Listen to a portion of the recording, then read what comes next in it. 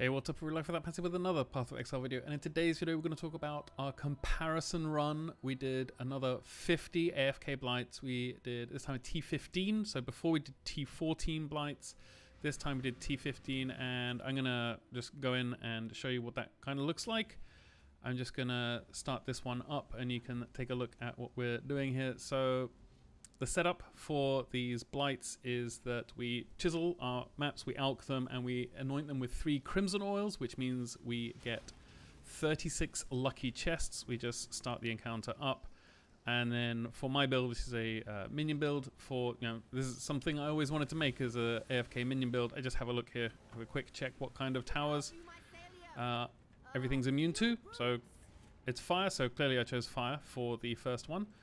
And then I just set everything up here, maybe a minion one as well, and then default attack the pump, and that's about it. Then we just wait. So I'm going to skip ahead. So this is exactly how Blight looks. I'm sure you're familiar already if you're watching this video, but I'm going to skip ahead to the future when we've completed this.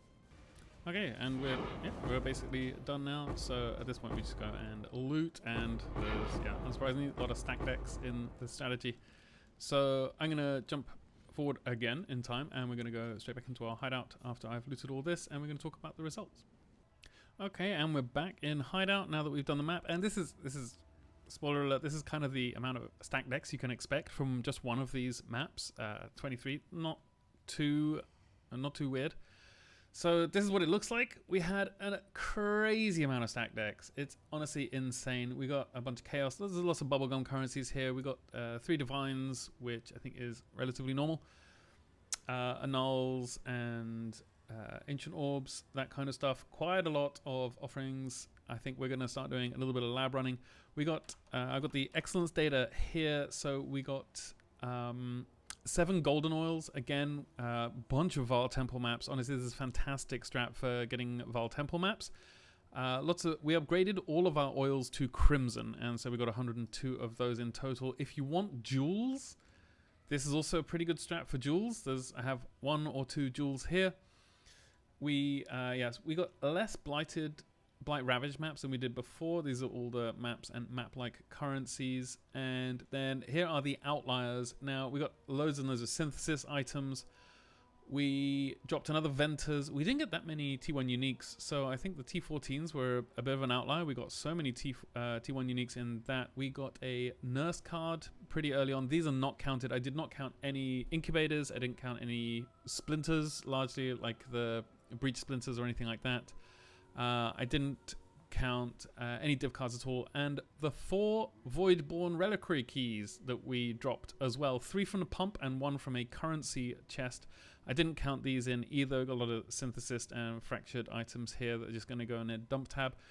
But yeah, I didn't count these. We're going to open these over on twitch.tv/lifewithoutpants, so come and have join us today if you want to have a look at those. We've got another Venters. Oh, let's have a look, see if it's any good.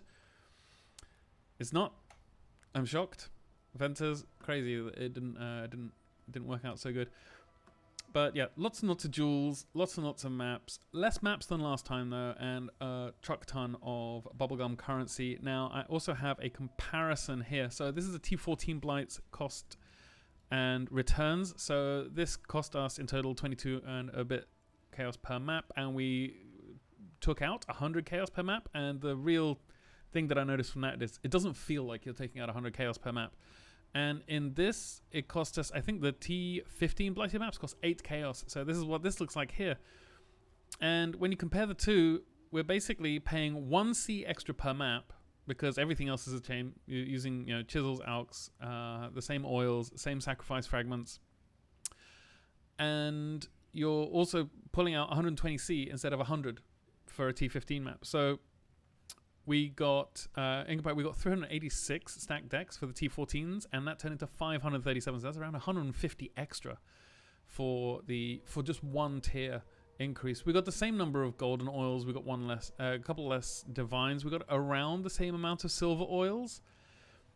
We got very similar amounts of chaos orbs. We got a similar amount of crimson oils as well, and this is also because we upgraded all our crimson oil, well, all our regular oils to crimson. So we upgraded all the clear, sepia, azure. All of the oils got upgraded to crimson because we're going to need them for the T16s that we're going to do. We got way less Awakened Sextants. I mean, maybe 18 is not a huge amount, but it was a little bit remarkable. And we got around 400C less in bubblegum currencies as well. Again, less Blight Ravage maps. We got 15 instead of 23. I think this could just be a little bit of variance. We're only doing 50 maps here, but I think the clear the clear outliers is the amount of bubblegum currency that we get, and also the amount of stack decks. I think this is really pushing the numbers up. So it was just under 1,000 last time, and now it's 1,350 from just stack decks. And yeah, this goes to show how more frequently you get stack decks, the higher the map.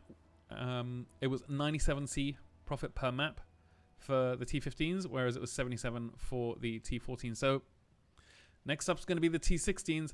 I'm going to invest in my build a little bit because I think I want to make a couple of upgrades. If you want to come and, like I said, stop by the channel, twitch.tv/lifewithoutpants. We're going to be spending probably around 70 divines on a helmet, and then maybe half a mirror on a body armor, and then we can finally fix our ring, and then the build will, I think, be basically done. I might upgrade one of my wands after that, but I think then the build is basically complete. I don't think there's anything else you could do to it to further increase it.